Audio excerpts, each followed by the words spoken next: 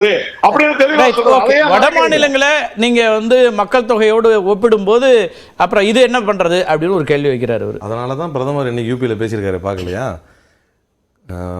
உத்தரப்பிரதேசத்தை திட்டுறவங்களுக்கு உங்க வாக்கு தர போறீங்களா? சதன் இந்தியாவில் இருக்கிறவங்க, தக்ஷன் இந்தியாவில் இருக்கிறவங்க எல்லாரும் யூபியை திட்டுறாங்க, நீங்க சொல்லுங்க யூபியை திட்டுறவங்களுக்கு உங்களுடைய வாக்கு தர போறீங்களா என்று ஒரு பிரதமர் பேசிக் கொண்டிருக்கிறார். நார்த் சவுத் டிவைட ஒரு பிரதமரே பேசிக் கொண்டிருக்கிறார். சார் உடனே கொதிச்சு எழுந்தார் பாருங்க, பதட்டப்படாதீங்கன்னு சொன்னார்ல. நான் ஏன் குறுக்கிட விரும்பினேன் என்றால், இதே தானே பிரதமர் பேசினார். நிறைய பிள்ளையை பெற்றுக்கிறாங்க. அவருடைய வாதம் mortality rate, neo mortality rate எல்லாத்தையும் போட்டு இந்த ஹிந்து தெளிவாக என்ன சொன்னது? சார் சொன்னார் பிரதமர் பேசினதை மிஸ்இன்டர்பிரேட் பண்ணிட்டாங்கன்னு. ஹிந்து சொன்னது பிரதமர் தான் டெலிபரேட்டா மிஸ்இன்டர்பிரேட் பண்ணாருன்னு பத்திரிகை சொல்கிறது.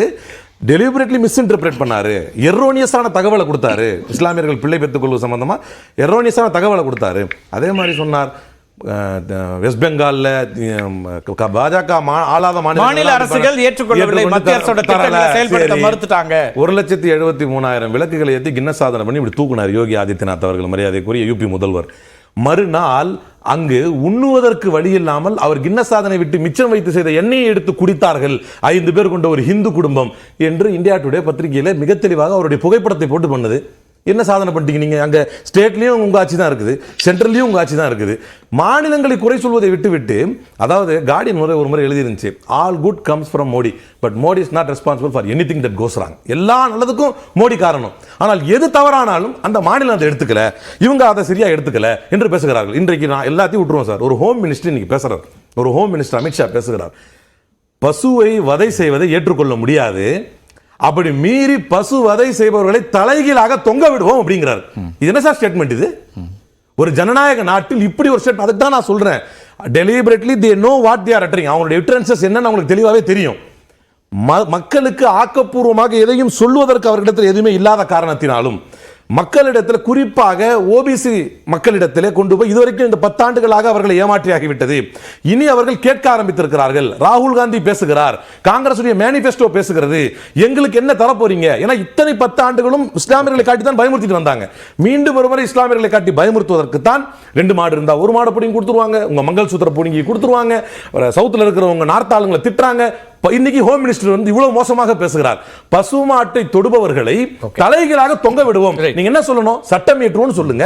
பசு புனிதமானது, எங்கள் புனிதத்தை கெடுக்கக்கூடியவர்களை நாங்க சட்டம் இயற்றுவோம் சொல்லுங்க. தலைகளாக தொங்க விடுவோம் என்ன வாதம் சார்? எல்லா ஸ்டேட்லயும் சட்டம் இருக்கு. ஒரு நாங்க சட்ட ரீதியா நடவடிக்கை எடுப்போம்னு சொல்லக்கூடியது வேறு, தலைகீழா தொங்க விடுவோம் அப்படின்னு எந்த சட்டம் பண்ணிட்டு இருக்காங்க. நீங்க அந்த ஊர்ல போய் அங்க அவர் யார சொன்னாருன்னு பாருங்க சார். நீங்க ஒவ்வொரு ஸ்டேட்மெண்ட்டையும் 2 லைன் எடுத்துக்கிட்டு பேசுறதுலாம் ரவிக்குமார் அவர்கள் பேசும்போது நான் முடிச்சிடறேன், லைன் அப்பப்போ போயிட்டு இருக்கும்போது பேசுறேன். ரவிக்குமார் சொன்னாரு ரொம்ப தடுமாறுறாரு பிரதமர், தோத்துருவாங்க. நான் சொல்றேன், முதல் 2019 நான் இதே மாதிரிதான் ரவிக்குமார் பேசினார். நான் சொன்ன 300 சீட்டு ஜெயிப்போன்னு. இப்போ கண்டிப்பா ஆட்சிக்கு வரமாட்டாங்கன்னு சொல்றாரு. நாங்க சொல்றோம் 400 சீட்டு ஜெயிப்போன்றேன். அடுத்த தேர்தல்ல 500 சீட்டு ஜெயிப்போம் சார். இதுதான் பிஜேபியினுடைய இன்றைய நிலைமை. காங்கிரஸ் முக்து பாரத்ல இருந்து இப்ப எதிர்கட்சி முக்து பாரத் அப்படிங்கிற மாதிரி கொண்டு வந்துறீங்களா? சரி, ஆனா இந்த கார்த்திகை செல்வன் நீங்க பாருங்களேன், இதுல கூட ஏன் நீங்க இந்த டீலிமிட்டேஷன் வரும், இது இன்னும் அதிகமான தொகுதிகள் வரப்போகுதுன்னு ஏன் நினைக்க மாட்டேங்கிறீங்க? சொல்லுங்க, நீங்க என்ன சொல்றீங்கன்னு உங்களுக்கு தான் பொருள் என்னன்னு. நான்